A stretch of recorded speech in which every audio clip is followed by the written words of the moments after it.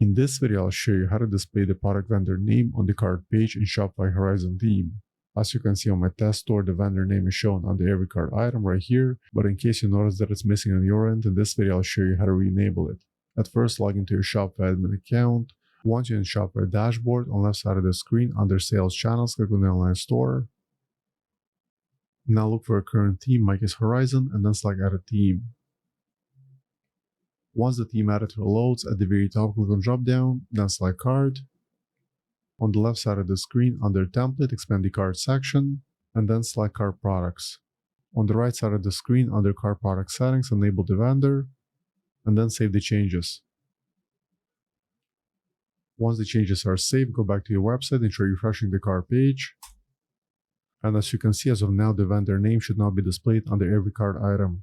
So for now, that's all for this video. Hope you found it useful, and for more Shopify tutorials, please subscribe to my channel. Thank you.